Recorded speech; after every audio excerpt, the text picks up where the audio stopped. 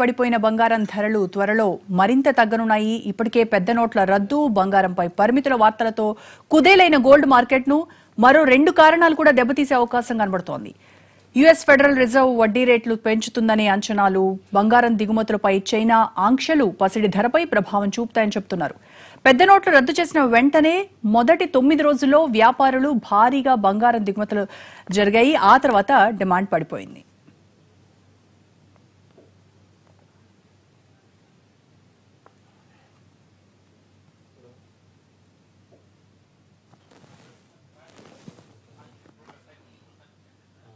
ఏం చదవాలి?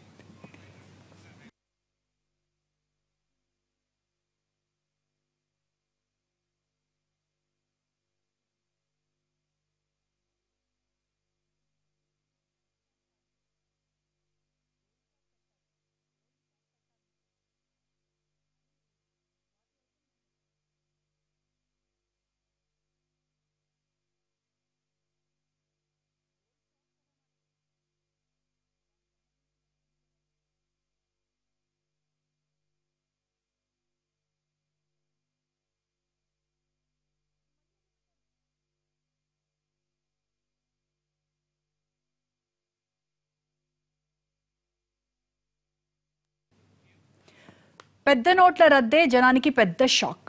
ఆ షాక్ నుంచి ఇంకా కోలుకోకముందే బంగారంపై ఆంక్షలు పెడుతూ రోజుకో నిబంధన తెస్తోన్న కేంద్రంపై మహిళా లోకం భగ్గుమంటోంది. మా జోలికొస్తే మటాషేనంటూ ఘాటుగానే హెచ్చరిస్తోంది. ఇంకొందరైతే శాపనార్థాలు పెడుతున్నారు. ఇటు రాజకీయంగానూ పెను దుమారమే రేగుతోంది. అటు తిరిగి ఇటు తిరిగి ఈ వ్యవహారం బూమరాంగ్ అవుతోందా? గోల్డ్ జోలికొచ్చి మోడీ సెల్ఫ్ గోల్ చేసుకుంటున్నారా అన్నది త్వరలో తేలనుంది.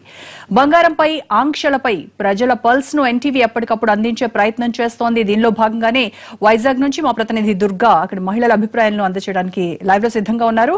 Durga, over to you. Roja, విశాఖలోని ఈ బంగారంపై పరిమితమైన వార్తలు వినగానే మహిళల్లోని ఒక తీవ్ర ఆందోళన వ్యక్తం అవుతుంది. ఒక విధంగా చెప్పాలంటే ఈ వార్త మొత్తం అంతా కూడా దావానంలో వ్యాపించి ఒక ప్రకంపనలు సృష్టిస్తున్నాయి. ప్రతి మహిళ కూడా దీన్ని తీవ్రంగా ఖండించే పరిస్థితి ఏర్పడుతుంది. ప్రస్తుతం మనం విశాఖ నగరంలోని 1 టౌన్ ప్రాంతం, ఇటు బంగారం షాపులకి కేంద్రంగా ఉన్నటువంటి 1 టౌన్ ప్రాంతం, కృపా మార్కెట్, అలాగే కొత్త రోడ్డు ప్రాంతాల్లో మనం ఉన్నాము. ప్రస్తుతం ఇక్కడ ఉన్న మహిళల ఒక మనోభావాలు ఎలా ఉన్నాయి, అసలు మీరు ఏమంటున్నారు చెప్పండి. అంటే ఈ బంగారం పై కేంద్రం విధించిన ఆంక్షల్ని మీరు సమర్థిస్తున్నారా చెప్పండి. మేము ఖండిస్తున్నామండి. దీనికోసం మటుకు చాలా ఇబ్బంది పడుతున్నాము.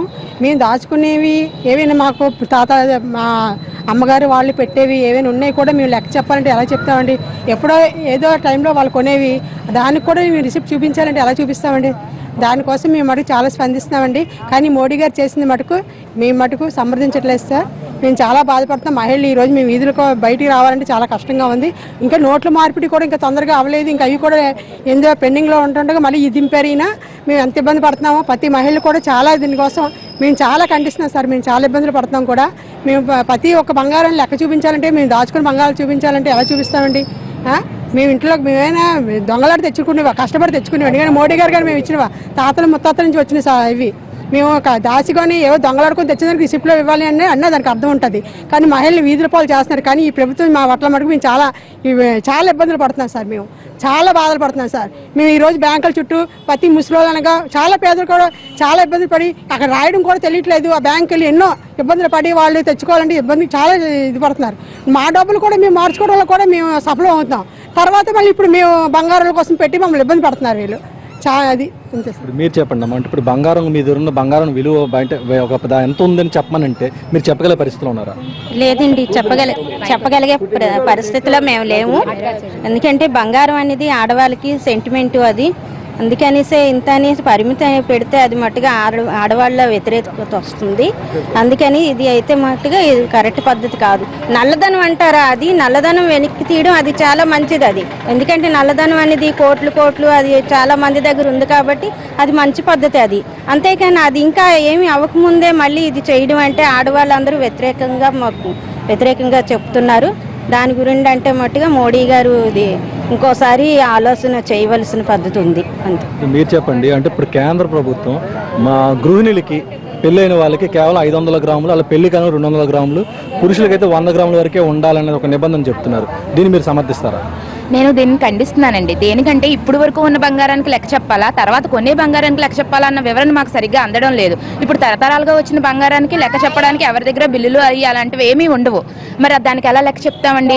ఇప్పుడు వాళ్ళు క్లారిటీగా మాకు చెప్పాలండి. ఏంటంటే పాతదానికి చెప్పాలా, కెత్తదానికి చెప్పాలా, అయితే ఎంతకు చెప్పాలి, ఏది క్లియర్గా రావడం లేదండి. అక్కడ ప్రవేశపెట్టింది ఏమిటన్నది ప్రజల దాకా అందడం లేదండి.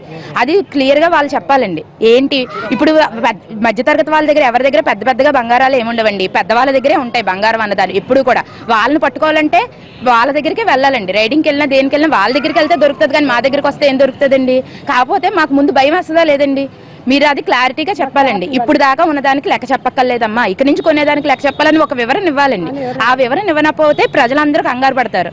ఇప్పుడు దాకా ఈ నోట్లు తిరగడం, ఈ బ్యాంకులు తిరగడం, దీనికే చాలా ఇబ్బంది పడిపోతున్నారు. ఇది ఇంకా అవ్వకుండానే ఇది మొదలు పెట్టారు. ఇప్పుడు దేనికైనా సరే మీరు క్లియర్గా ప్రజల దగ్గరికి అందేలాగా వివరణ ఇస్తేనే మేము ప్రశాంతంగా ఉండగలం. అదే అడుగుతున్నామండి. ఇప్పుడు మీరు చెప్పండి, ఇప్పుడు సహజంగా ఇప్పుడు ఏ ఫంక్షన్కి వెళ్ళినా ఏ పెళ్లికి వెళ్ళినా సరే మన దగ్గర ఉన్నది అక్కడ చూపించడానికైనా కుటుంబంలో గౌరవం కదా, చూపించిన వస్తువులు వేసుకొని. ఇప్పుడు ఆ పరిస్థితి ఉంటుందా ఈ విధంగా ఇప్పుడు ఎటువంటి ఆంక్షలు పెడితే? ఇప్పుడు ఆ పరిస్థితి ఉంటే మాత్రం ఎలాగ ఇదవుతుందండి. అన్నింటికి లెక్కలు చెక్కబెట్టుకొని చాలా కష్టం. తాతల తరంలో అయితే మాత్రం గిఫ్ట్ రూపంగా ఇస్తారు, లేదంటే ఆడపిల్ల బంగారం అని ఇస్తారు. అప్పుడంటే బిల్లులు ఇవేవి లేవు. మరి ఇప్పుడు బిల్లులు చూపించాలంటే చాలా కష్టమండి. ఇప్పుడు కొనుక్కున్న బంగారాన్ని మీరు క్లారిటీ ఇవ్వాలంటే ఇవ్వగలం, కానీ పాత బంగారం ఇవ్వమంటే ఎలాగిస్తామండి? ఇప్పుడు ఫంక్షన్ వస్తుంది, గోల్డ్ రూపంగా ఇస్తారు, అదేమో మనకు బిల్లు ఇవ్వరు కదండి. మనం అప్పుడు మేము బిల్లులు చూపించాలంటే ఎక్కడి నుంచి చూపెడతామండి? ఇది మాత్రం చాలా వ్యతిరేకమైంది. అది దానికి మాత్రం ఇది సమర్థించడానికి కాదండి, సరైనది కాదు అది. ఇప్పుడు ఈ యొక్క ఆంక్షలు విన్న తర్వాత ఇప్పుడు ఇళ్లలో కార్యాలకు కూడా వస్తువులు వేసుకునే పరిస్థితి లేదు అని చెప్పి వీళ్ళంతా కూడా ఒక రకమైనటువంటి భయాన్ని వ్యక్తం చేయడం జరుగుతుంది. మేడం మీరు చెప్పండి, అంటే ఇప్పుడు ఈ కేంద్ర ఆంక్షలు మీరు విన్నారు, దీనిపై మీ అంటే మీ యొక్క వ్యూస్ చెప్పండి. ఇది బంగారం మరి 500 గ్రాములు ఉంటే ఇబ్బంది అనేది చాలా ఇబ్బందేనండి.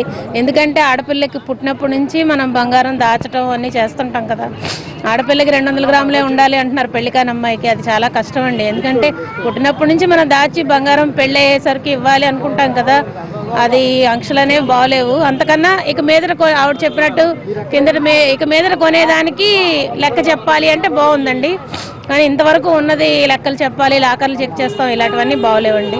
ఇప్పుడు ఈ పరిస్థితులకి మీద మీరు బంగారం కొనగలిగే పరిస్థితి ఏం కొంటామండి? ఇప్పుడు నోట్లు లేవు, ఏమీ లేవు, చాలా ఇబ్బందులు పడుతాం. నోట్ల మార్పిడి, ఇంక బంగారం కొనాలంటే షాపులకు వెళ్ళాలన్నా భయపడే పరిస్థితి వచ్చేలా ఉంది.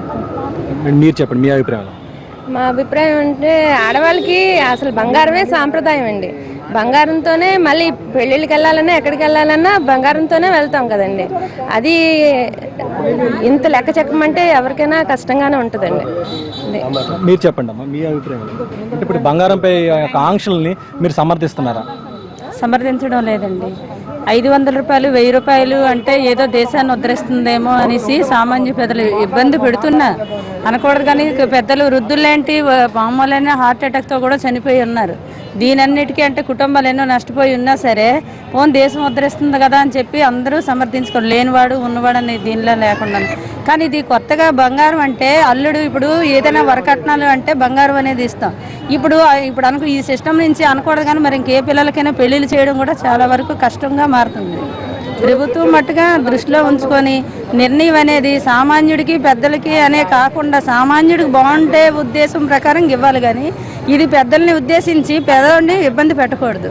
అది చాలా వరకు మా అందరి అభిప్రాయం. ఇక ఇదే విషయంపై మనతో పాటు ఇప్పుడు గోల్డ్ మర్చెంట్స్ అసోసియేషన్ వాళ్ళు కూడా ఉన్నారు, వాళ్ళ అభిప్రాయం మీరు చెప్పండి. ఈ యొక్క కేంద్ర నిర్ణయాన్ని మీరు సమర్థిస్తున్నారు?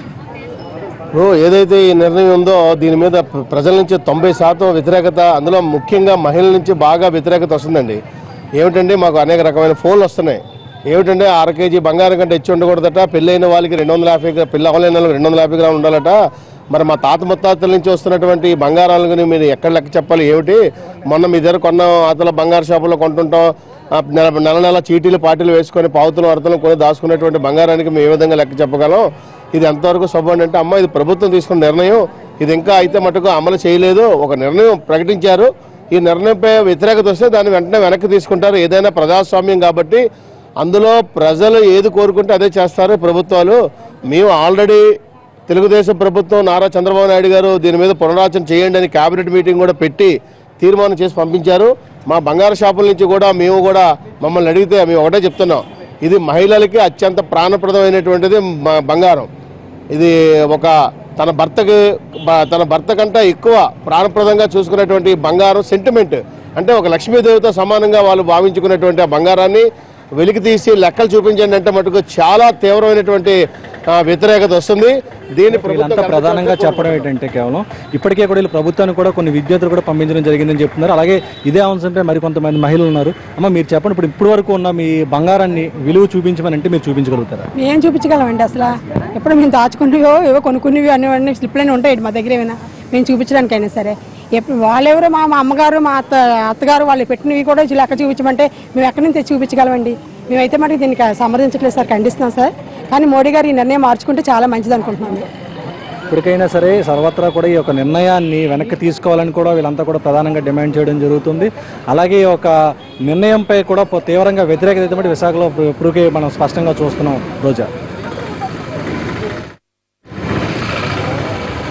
గతం దాచుకున్న డబ్బుతో కొన్న బంగారానికి లెక్క చూపమని అడిగితే ఎలాగా? అలాగే బంగారంపై పరిమితి విధించడం మంచిది కాదు, ఆడవాళ్ల ఆగ్రహాన్ని మోడీ చూడాల్సి వస్తుంది అని కూడా హెచ్చరిస్తున్నారు.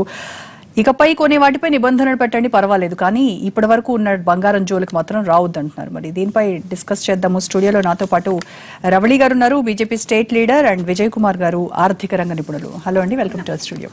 First of all Vijay Kumar గారు, ఒక ఆర్థిక రంగ నిపుణుడిగా ఇప్పుడు కేంద్రం తీసుకున్నటువంటి ఈ నిర్ణయాన్ని ఎలా చూస్తున్నారు మీరు? ఫస్ట్ ఆఫ్ ఆల్ ఒకటి ఏంటంటే we are unnecessarily sensationalising the whole issue. Mole of the mountain అంటారనమాట. I blame you only, you in the sense media.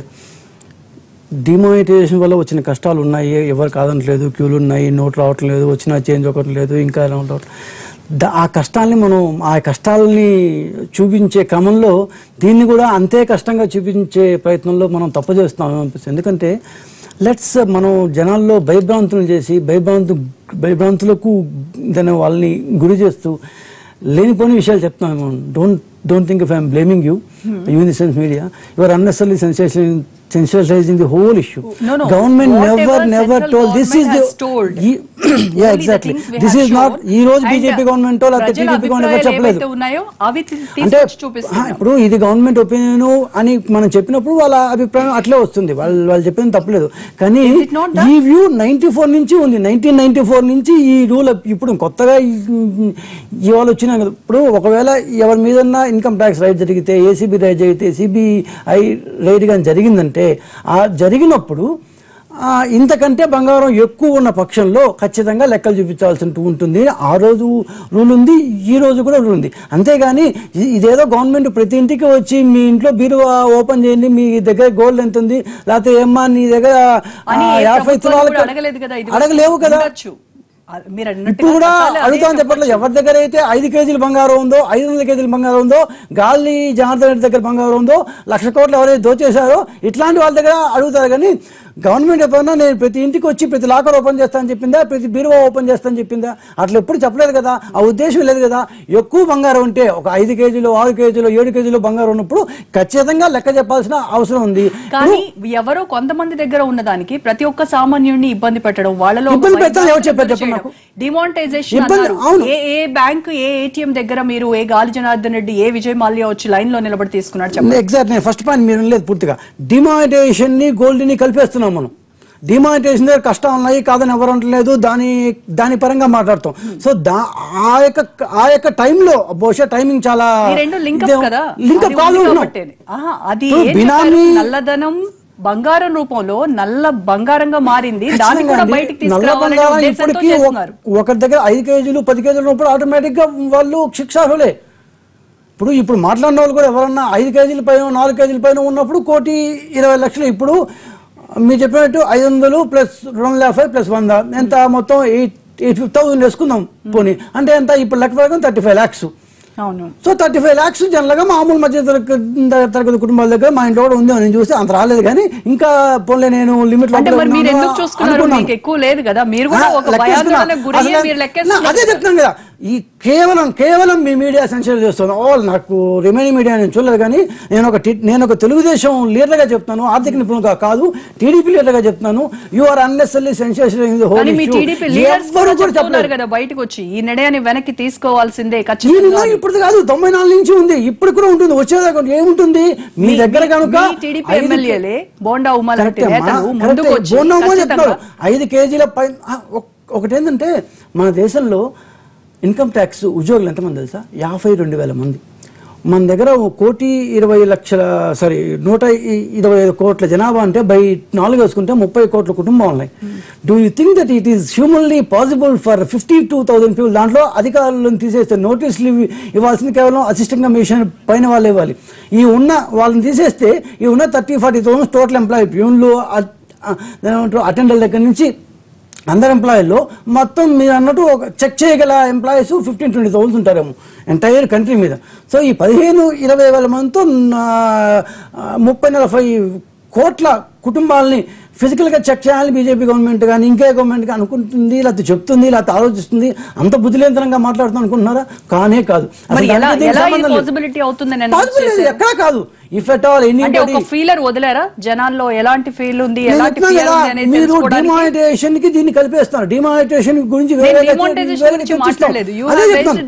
నేను చెప్తున్నాను. అదే మనం ఆ క్రమంలో బహుశా ఆ యొక్క దీంట్లో వచ్చింది కాబట్టి మనం డిమానిటైజేషన్ తో పాటు ఇది కూడా తీసుకున్నాం. ఎందుకంటే బినామీ చట్టం వచ్చింది, దాని గురించి మాట్లాడి ఖచ్చితంగా అది మీరు అన్నట్టు మనం ఈజీగా ఒక్కొక్కటి చెక్ చేయవచ్చు. ఏముంది, ఒక రిజిస్టర్ ఆఫీస్ పోయి కూర్చుంటే అన్ని డీటెయిల్స్ వస్తాయి. కానీ ప్రతి ఇంట్లో వచ్చి మనం బీరువా తెరిచి మీ దగ్గర ఎంత బంగారం ఉందో, లేకపోతే నీ మెల్ల ఉన్న బంగారం యొక్క దాన్ని వెయిట్ ఎంత అదే అసలు ఇది ఎందుకు వస్తుంది? ఎందుకు మనం ఇంతమంది ఆడవాళ్ళని ఒక చోట పిలిచి ఏమా మీ యొక్క బంగారం చెక్ చేస్తారంట కదా అంటే నువ్వు చెక్ చేయవద్దని చెప్తున్నావా? చెక్ చేస్తారనే కదా వాళ్ళ చెప్పారండి. ఎవరు ఎనీబడి 500 గ్రామ్స్ కంటే ఎక్కువ ఉంటే ఖచ్చితంగా ప్రతి గ్రాముకి లెక్క చెప్పాల్సిందే. కరెక్టే. అసలు ఎవరు చెక్ చేస్తారు? మేము చెక్ చేస్తారని చెప్పామా? దానికి చెక్ చేయగల సిస్టమ్ ఏమైనా ఉందా? ఇప్పుడు ఇన్కమ్ ట్యాక్స్ అంటే మనం ఇప్పుడు ఈ బ్లాక్ మనీకే మన దగ్గర సిస్టమ్ లేకే నోట్లన్నీ మార్చాం. బ్లాక్ మనీ ఉంది మీ దగ్గర తీసుకోగలను అంటే డైరెక్ట్గా వచ్చి తీసుకోవచ్చు కదా. డైరెక్ట్గా తీసుకోలేకే 3-4 లక్షల కోట్ల వరకు, అది కూడా ఫైనల్గా ఏమి రాలేదు. In fact demonetization also is almost failure. మీరు ఇంట్లో లెక్కేసుకున్నారు, నేను 950 కంటే బిలో ఉన్నాను కాబట్టి అలా అన్నారు. అంటే మీరు అన్నదాన్ని ఈ ఇంట్లో వచ్చి ఈ ఇంట్లో నా బీరువాలో ఉన్న బంగారం లేకపోతే నా లాకర్లో ఉన్న బంగారం ఒక 1.5 kg ఉందనుకోండి విజయ్ గారు, 2 kg ఉంది అనుకుందాం. అప్పుడు రోజా గారి దగ్గర 2 kg విజయ్ గారు ఇదే కాన్ఫిడెన్స్ తో ఇలాగే మాట్లాడగలరా? రోజా గారి దగ్గర 2 kg బంగారం ఉంది అనుకుందాము. మీ లాకర్ ని మేము తీస్తామని గవర్నమెంట్ చెప్పిందా? చెప్తామని చెప్తున్నారు కదా. ఖచ్చితంగా లాకర్ తీస్తామని ఎప్పుడు చెప్పలేదు. మీ బీరువా చెక్ చేస్తామని చెప్పలేదు, లాకర్ తీస్తామని చెప్పలేదు. లాకర్లు తెలియరు, ఇంకా ఎలాగా మీకు తెలుస్తుంది? మరి ఆ ఉద్దేశం లేవు ఎక్కడ, ఆ ఉద్దేశం లేదు. ఇది మీరు సృష్టిస్తున్నారు. ఇంకొకటి ఏంటంటే ఇంకో పాయింట్, వ్యవసాయం మీరు చెప్పేది ఎలా ఉందంటే ఎవరైనా ఎంత బంగారం అయినా కొనుక్కోండి, ఎవరు మీ ఇంటికి రారు, మీ జోలికి రారు అని చెప్తున్నట్టుగా ఉంది. మీ మీద సస్పిషన్ వస్తే మీ దగ్గర వల్లమాలినంత బంగారం ఉన్నప్పుడు గ్యారంటీగా వస్తారు మీ ఇంటికి. ఎట్లా ఇంత వల్లమాలినంత బంగారం వచ్చింది, అంతేగాని 503 గ్రాములు ఉంది 500 గ్రాములు ఉండాలి అనేవారు రారు. ఇంకొకటి ఏంటంటే దీంట్లో 60% ఆఫ్ ది పీపుల్ వ్యవసాయ ఇన్కమ్ మీద ఉన్నారు. మనం ఓవరాల్ చూసుకుంటే వ్యవసాయ ఇన్కమ్ మీద భారతదేశంలో ఎప్పుడూ ట్యాక్స్ లేదు. సో ఆ వ్యవసాయ ఇన్కమ్ మీద వచ్చిన బంగారం మీద కూడా ఖచ్చితంగా ట్యాక్స్ ఉండదు. So 60% of the people 65% of the people automatic గా ఎక్స్క్లూడ్ అయిపోతారు. ఇంకెవరి గురించి మాట్లాడుతారు మీరు? వ్యవసాయం మీద ఆధారపడే వాళ్ళకి సరిగ్గా తినడానికే తిండి లేని రోజుల్లో వాళ్ళ దగ్గర ఎక్కడ బంగారం ఉండదు చెప్పండి. ఎందుకంటే ఒకసారి పంట బాగున్నప్పుడు కొనుక్కుంటారు, ఎందుకంటే దాన్ని మళ్ళా బ్యాంక్ లో కొత్త పెట్టుకోవడానికి ఉంటుంది బంగారు. సో 60% ఆఫ్ ది పీపుల్ ని నా పాయింట్ ఏంటి అని అంటే మీ దగ్గర ఖచ్చితంగా నల్ల కుబేరులు ఎవరు, నల్ల బంగారం ని ఎవరు మలుచుకున్నారు అనేది ఒక లిస్ట్ ఉండే ఉండేది. అంటే కొంతమంది ఎవరైతే ఉన్నారో అని చెప్పారు కదా. 30,000 50,000 ఏదో లెక్క చెప్పారు కదా మీరు. ఇప్పుడు నేను చెప్పింది 50,000 ఇన్కమ్ ట్యాక్స్ లో పనిచేసే ఉద్యోగుల సంఖ్య. 50,000 ఉద్యోగుల సంఖ్యతో 30-40 కోట్ల కుటుంబాలు ఉన్నాయి భారతదేశంలో. 125 కోట్ల కుటుంబాలు అంటే ఒక్కొక్క కుటుంబంలో 4 ఉన్నారు అని అంచనా. ఇప్పుడు 4.2 అంటాం మరి.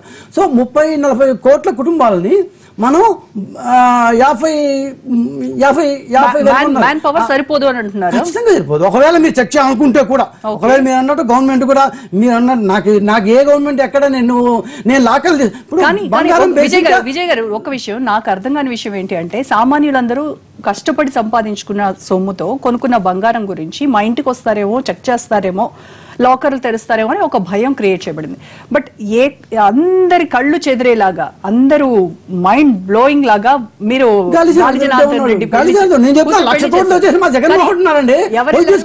సిబిఐ పెట్టింది 53,000 కదా, సిబిఐ 53,000 కోట్ల రూపాయలు దోచేశాడు జగన్మోహన్ రెడ్డి గారి మీద. వాళ్ళ మీద కాదు, ఎవరైనా వెళ్తున్నారా? అదే చెప్తున్నాము. ఇవంతా జరిగేవి అసలు ఇవంతా లేనిపోని భయప్రాంతులు ఎందుకు గురి చేస్తారు మీరు? చిన్న చిన్న విషయాన్ని పెద్ద చేస్తున్నారు. You are sensationalising the whole issue. అలాంటి ఉద్దేశాలు ఎక్కడా లేవు. మహిళల మీద కానీ, రైతుల మీద కానీ, రైతుల భార్యల మీద కానీ, రైతుల చెల్లెల మీద కానీ, రైతుల కుటుంబాల మీద కానీ, వాళ్ళ బంగారం మీద కానీ పోయే ఉద్దేశం గవర్నమెంట్ కు లేదు. ఇక్కడ మీరు మళ్ళీ మాట్లాడడానికి పిలవలేదు విజయ్ గారు. మా పార్టీ తరఫున నేను అఫీషియల్ గా చెప్తున్నాను. ఇప్పుడు గవర్నమెంట్ ఉన్నారు, మీరు గవర్నమెంట్ చెప్తున్నారు. పార్టీ తరపునే రెండు రకాల వాదనలు వినిపిస్తారు. రెండు రకాల ఒకే వాదన వినిపిస్తుంది. నిన్న బోండా ఉమా వద్దని చెప్పాడు. మేము చెప్తున్నాం అలాంటిది ఏమీ లేదు. ఆయన అలా చెప్పలేదే. అలాంటిది ఏమీ లేదు, వద్దు, లేదు, ఉండదు, అసలు అట్లాంటి ఉద్దేశమే లేదు. అలాంటిది అక్కడి నుంచి రావాలి కదండి. జైట్లీనో ఏ మోడీ జైట్లీ మోడీ మేము మహిళ లాకలోపం చేస్తామని ఎవరైనా చెప్పారా? రైట్, బీజేపీ స్టేట్ లీడర్ మనతో ఉన్నారు కదా, ఆవిడతో మాట్లాడుతున్నాం. షార్ట్ బ్రేక్ తర్వాత స్టేట్